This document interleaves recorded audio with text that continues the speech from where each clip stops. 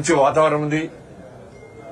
ఎక్కడైనా ఉద్యోగ ఉపాధ్యాయ వర్గాలు కానీ, గ్రాడ్యుయేట్స్ కానీ, మేధావి వర్గం అంతా కూడా ఎట్టి బస్సులో భారతీయ జనతా పార్టీ అభ్యర్థులను గెలిపిస్తామని చెప్పి ఒక ఆలోచనతో ఉన్నారు. కాబట్టి భారతీయ జనతా పార్టీ 3 స్థానాల్లో కూడా గెలవబోతున్నది. ప్రజల ఆశీర్వాదంతో కార్యకర్తలు కష్టపడి పనిచేస్తారు. కాబట్టి తప్పకుండా 3 ఎమ్మెల్సీలో మేము భారీ మెజార్టీతో మొదటి ప్రాధాన్యత ఓటుతోనే గెలవబోతున్నాం. మేము అటువంటి వాతావరణం ఉంది. కాబట్టి ఎక్కడ వెనుకడ వేయకుండా ప్రచారాన్ని మేము ముమ్మరం చేస్తున్నాం.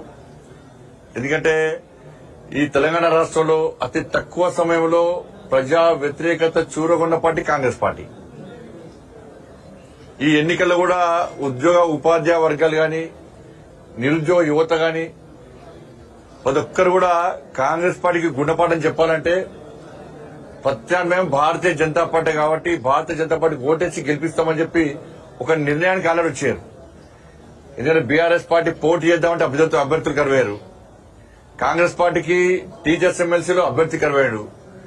దేశంలో అధికార పార్టీకి అభ్యర్థులు కరువేనంటే ఓన్లీ తెలంగాణ రాష్ట్రంలో మొట్టమొదటిసారి. బీఆర్ఎస్ పార్టీ నుంచి కాంగ్రెస్ పార్టీ నుంచి పోటీ చేద్దామంటే అభ్యర్థులు కరువే పరిస్థితి వచ్చింది. వాళ్ళు అభ్యర్థులే లేని పార్టీలు వాళ్ళ ఎన్నికల్లో ఓటేమని కోరుతున్నాయి. వాళ్ళు ప్రజా వ్యతిరేకత ఉందన్న విషయాన్ని తెలుసుకునే ఇలా కాంగ్రెస్ పార్టీ నుంచి పోటీ చేయడానికి, బీఆర్ఎస్ పార్టీ నుంచి పోటీ చేయడానికి ఎవరు ముందుకు రాకపోవడాన్ని మనం గమనించాల్సిన అవసరం ఉన్నది.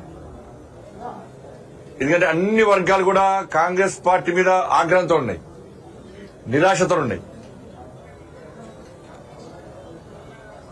ఇవాళ ఉద్యోగులకు సంబంధించి కనీసం ఏ ఒక్క సమస్య కూడా పరిష్కరించే దాఖలు 100 రోజుల పాటు ఉద్యోగ ఉపాధ్యాయ వర్గాల యొక్క సమస్యలు పరిష్కరిస్తాం.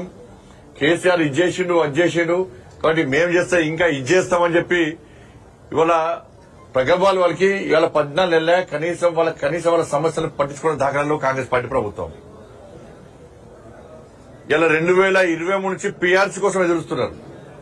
ఆ కమిటీ లేదు, కమిటీ సమావేశం లేదు, అత్తిగతి లేకుండా అయిపోయింది. కేంద్ర ప్రభుత్వము యథావిధిగా డిఎల్ ఇస్తున్నది. దాంతోపాటు సమానంగా రాష్ట్ర ప్రభుత్వం ఇవ్వాల్సిన డిఎల్ ఇవ్వకపోవడం వల్ల ఇప్పటికీ 5 డిఎల్ ఇవ్వాలి. 5 డిఎల్ లేవు. జీపీఎఫ్ పైసలు కూడా వాడుకునే పరిస్థితి లేదు. గ్రాడ్యుటీ పైసలు కూడా వాడుకునే పరిస్థితి లేదు.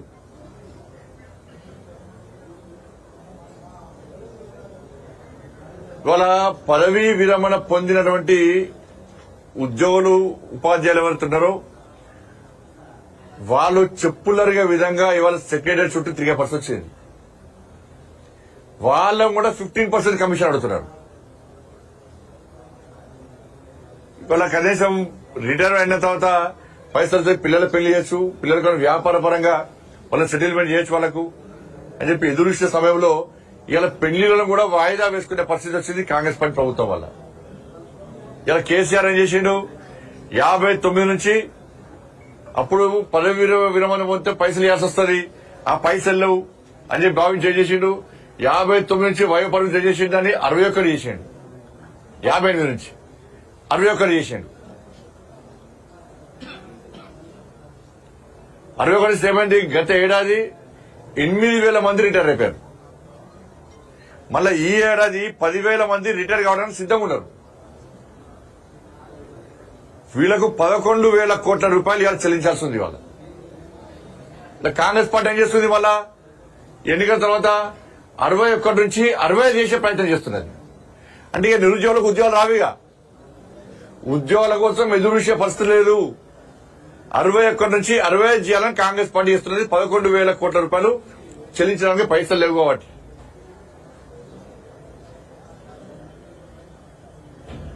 ఇప్పటికే నోటిఫికేషన్ రాక, ఉద్యోగాలు రాక 2 లక్షల ఉద్యోగాలు సంవత్సరం లోపల పూర్తి చేస్తామన్నారు.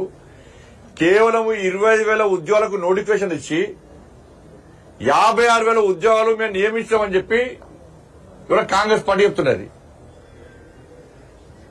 ఇది గత ప్రభుత్వం చేసిందని నోటిఫికేషన్ కూడా వల్ల మెగా డిఎస్ అన్నాడు. వాళ్ళు నిరుద్యోగం పిలుస్తున్నాడు. ఎవరికి? నిరుద్యోగ యువతకు 14 నెలల నెలకు 4,000 రూపాయలు, మరి 56,000 రూపాయలు ఇవ్వాలి. కానీ ప్రమోషన్లు నిత్య బిల్స్, కామన్ బిల్స్ ఉంటాయి, కొన్ని బిల్స్. ఈ బిల్స్ పేమెంట్ చేయడానికి ప్రతి నెల 1000 కోట్ల రూపాయలు అవసరం ఉంటాయి తెలంగాణ రాష్ట్ర వ్యాప్తంగా.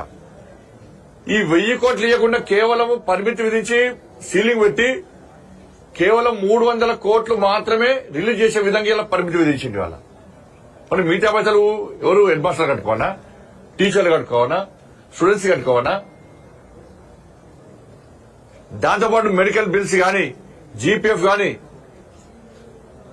సరెండర్ లీవ్స్ గాని ఇవన్నీ కలిపితే 8,200 కోట్ల రూపాయలు ఇవ్వాలి.